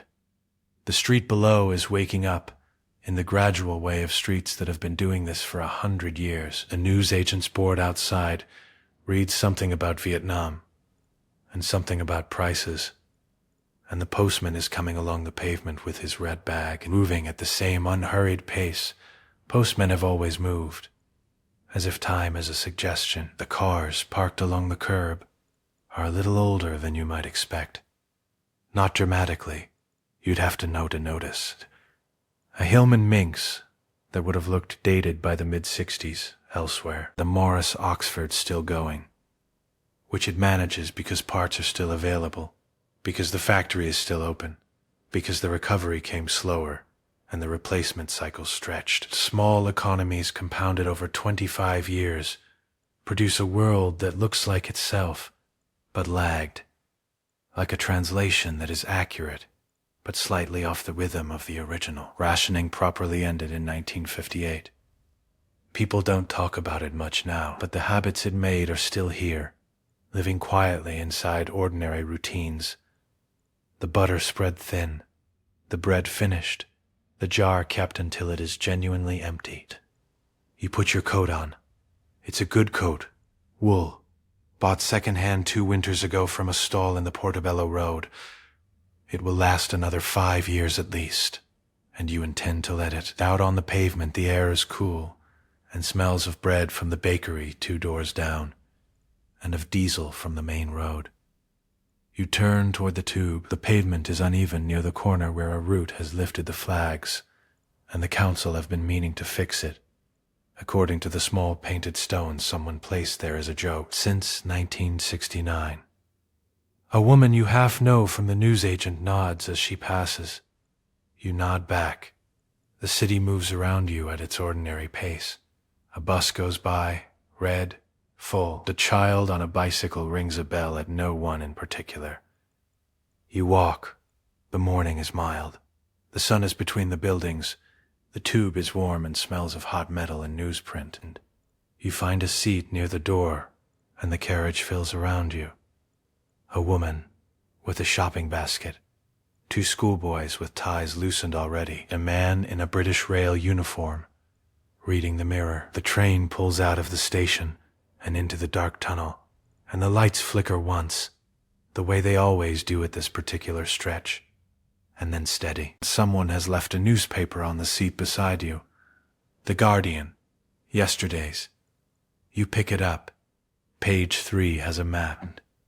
It is a map of Europe, and you know this map the way you know your own handwriting, intimately, with all its wrongnesses absorbed into familiarity. The line runs through Germany, but it does not run where you might expect if you had learned your geography from a different history. It is further west, not dramatically. You could fit the difference into an hour's drive in places, but an hour's drive is the difference between being in Hanover and being in something that is not Hanover anymore. The Elbe in the other history was the meeting line. Here the line cuts through country that sits west of the Elbe, through a different river valley, through farmland that in 1945 still had German voices in it when the Boundary Commission drew its pencil across the paper. The Red Army arrived in that farmland because it had further to come when it came, and because Germany in 1946 was not Germany in 1945. It was a thing that had spent one more year being ground down from every direction at once, its cities more thoroughly reduced, its armies burning the last of everything. When the meeting in the middle finally happened, it happened further west, and the line that resulted has been there ever since, held in place by the same logic that holds all such lines, the logic of armies already standing on the ground, and the difficulty of asking them to move. Berlin sits inside the eastern zone entirely. There is no western enclave, no airlift story, no wall running through the middle of a city that is partly accessible and partly not. There is just Berlin. Behind the line, a city that exists in the newspapers here as a kind of absence, referred to but not visited, reported on but not reached. NATO exists. The Cold War exists. The Americans are here, in bases you pass signs for on motorway journeys, and the anxiety about what sits on the other side of that line is the same low-frequency anxiety that runs underneath everything. The hum you stop noticing because it never stops, that the map is not the one from the books. You set the newspaper down as the train slows into your station. The important thing, and you have thought about this and the way you think about things that matter, without being urgent. The important thing is that the swarm did not deliver what Goering promised it would deliver. It made 1940 harder. It made the radar chain bleed. It made the airfields crater and the nights longer, and the winter of 1941 grimmer in ways that compounded through 1942 and beyond. It cost time, which cost lives, which cost ground, that was later measured in that line drawn through a different river valley. But Britain stood. The factories in the Midlands kept producing. The Atlantic kept supplying. The government did not fall. The swarm made 1940 harder. It did not make Nazi Europe permanent. Geography, industry, alliance, and the slow arithmetic of attrition still did their work, just on different lines. You come up from the tube into the April morning. There is a small park between the tube exit and the office. You have walked past it every working day for 3 years, and this morning, for no reason you could name if pressed, you stop at the iron gate and go in. The path is narrow, bordered by low box hedges that someone keeps trimmed. The grass either side is that particular vivid green that only happens in April, almost aggressive with it, before summer dulls it down. There are 3 benches. You take the one that catches the sun. You sit. The wood of the bench is warm from the morning light, warmer than you expected, and you feel it through your coat, through your jacket, a gentle stored heat that the sun has been building since dawn. You settle back against it. Your bag goes down by your feet. A pigeon lands 2 feet from your left shoe and regards you with the blank professional interest of something that has made a career of benches. Another follows. They move in that particular way, head forward, head back, as if they are trying to convince themselves of something. And from somewhere beyond the hedge comes the sound of a child on a tricycle, the plastic wheels loud on the path, and then the child appears at the corner of the path, small, maybe 3 years old, entirely absorbed in the business of steering. A woman follows, unhurried, hands in her coat pockets. The child does not look at you. The tricycle wheels rattle on toward the gate, and then they are gone, and the park is quiet again, except for the pigeons and the distant sound of the bus on the main road, and the wind in the new leaves of the plane tree above your bench. You let your breath out slowly. Your shoulders dropped. You hadn't noticed how high they were sitting until they fell. The warmth of the sun is on your face, on the backs of your hands where they rest on your knees. A light through your closed eyelids is a soft red gold. The city moves at its ordinary pace beyond the hedge. You breathe in. You breathe out. Your hands are heavy in your lap. Your feet are solid on the ground. The morning holds still around you for a moment. Just a moment. The afternoon light is already going amber by the time you turn back onto your street. Your shadow stretches long ahead of you on the pavement, thin and wavering over the lifted flag near the corner, the one the council still hasn't fixed. The bakery is closed now, its window dark, but the smell of bread is still there in the air, faint and warm. The way smells outlast the thing that made them. You let yourself in. The hallway is cool and dim. Mrs. Okafor's door is closed and quiet.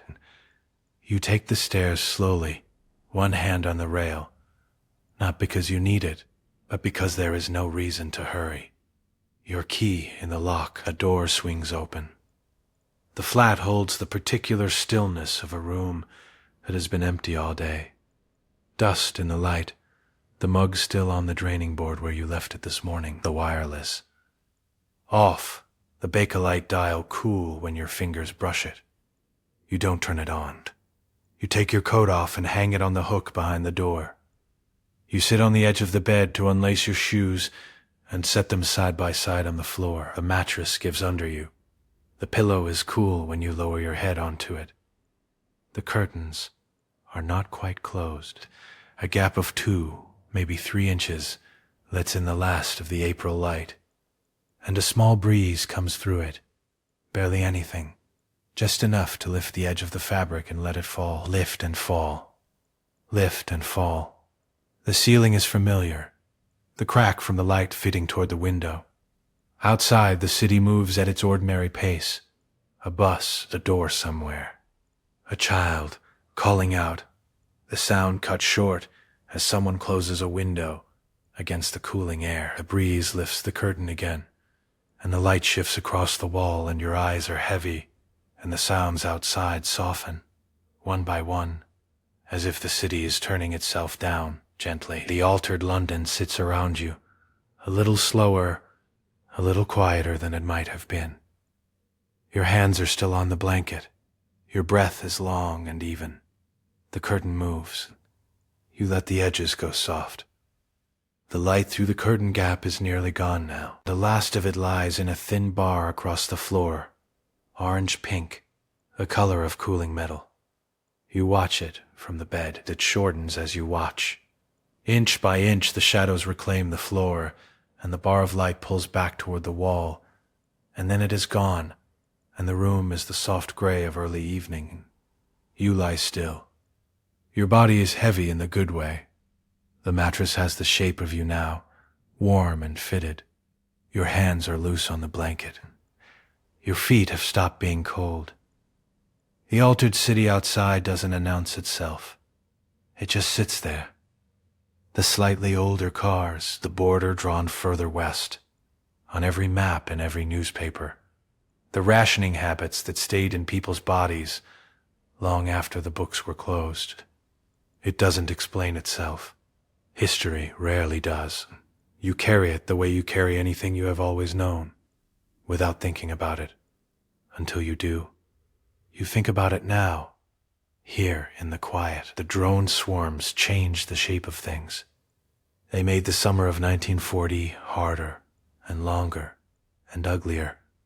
They wore at the radar chain. They cratered good airfields. They made the autumn of 1940 feel, week by week, like something that might not hold. People in shelters heard that buzzing, and they felt it in their chests, and they did not know what it meant yet. But here is the thing. Germany still needed to cross the channel, and the Royal Navy was still in the way. Britain could still repair airframes and train new pilots faster than Germany could replace losses at that range. The factories at Castle Bromwich kept running. The convoys kept coming in from the Atlantic, slow and costly and absolutely necessary. The land north of London, the Midlands, the north, the Luftwaffe's reach never quite touched it. The outing system was damaged, patched, damaged, again, left, and kept working because there were people in huts and fields and furniture vans willing to hold it together with wire and attention and very long shifts. The drone was a clever weapon. It was genuinely new. It changed things. But it could not change the channel. It could not change the distance from Calais to the Thames.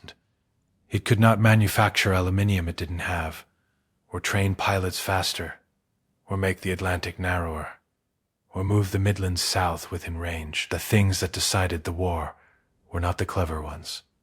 They were the slow ones. Industry, geography, the number of trained pilots on a given morning, the depth of a navy's keel, the width of water between an army and the ground it needs to take.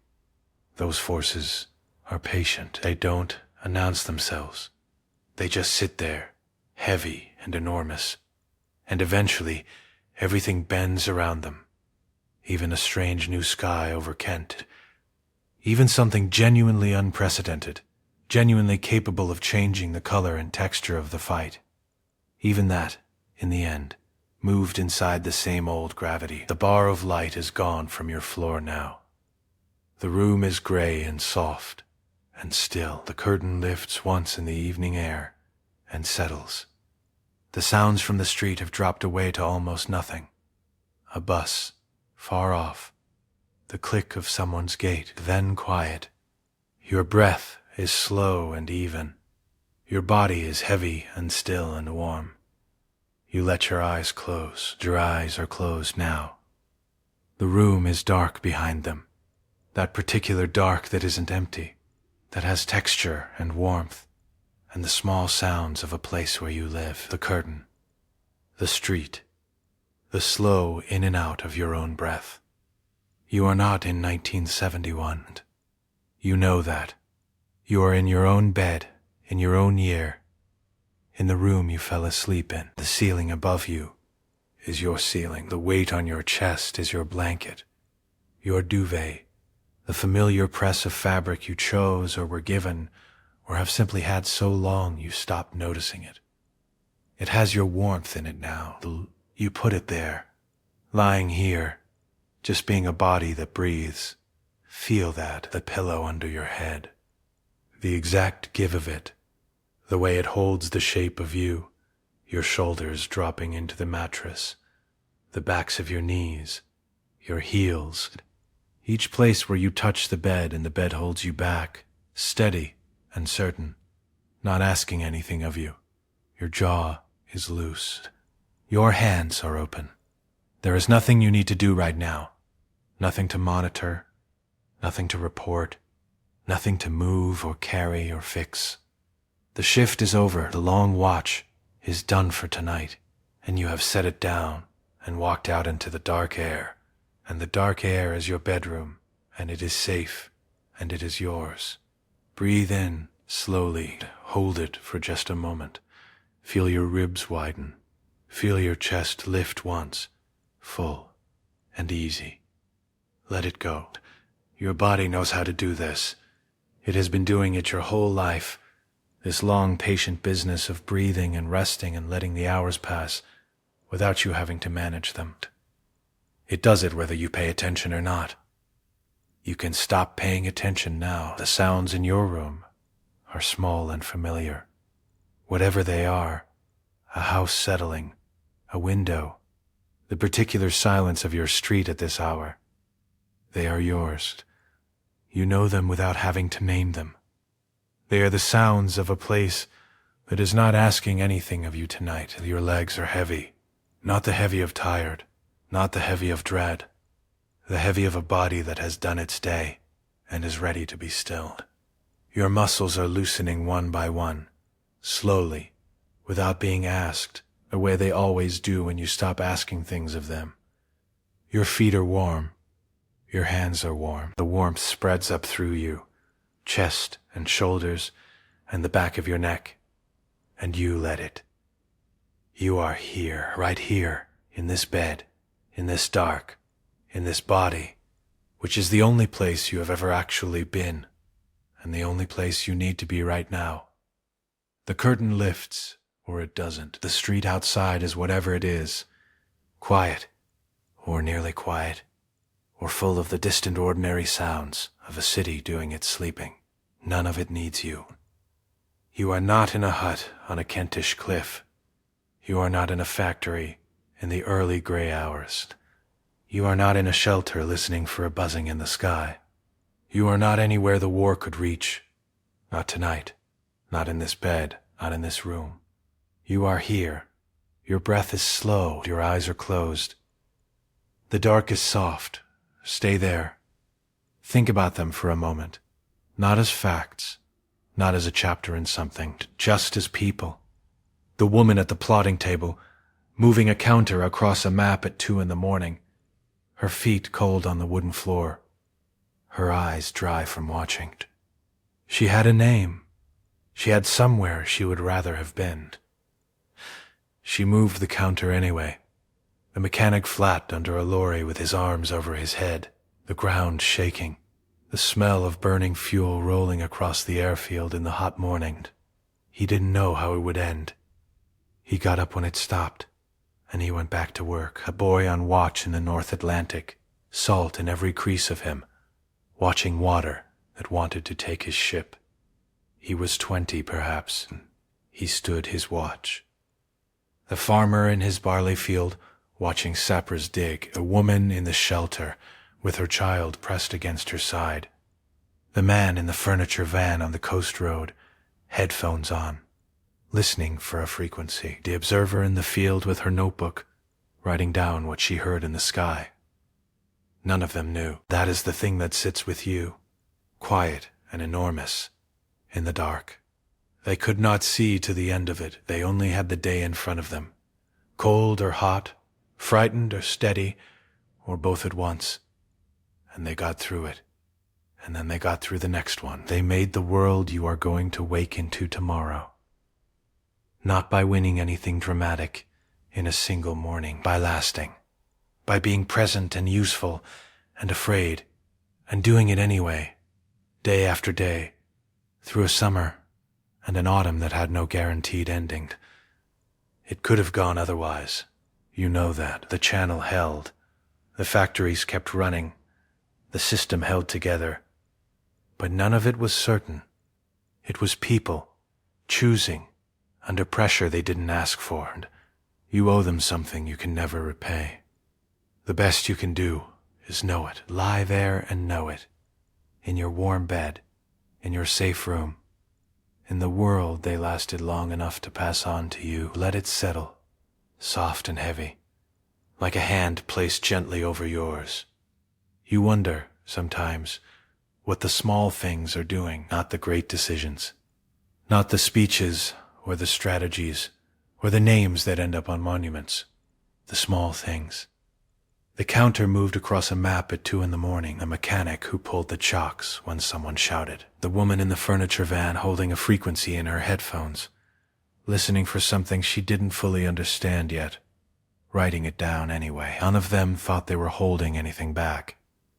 They were just doing the next thing, the thing in front of them.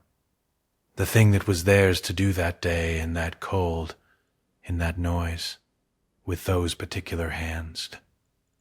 And yet, the cable a barrage balloon dragged across a sky over the Weald, the observer in a field who learned a new sound and wrote it in a notebook, the man in Suffolk who sat up until 3 a.m. with a radio board and a cup of cold tea and found nothing yet, but kept looking.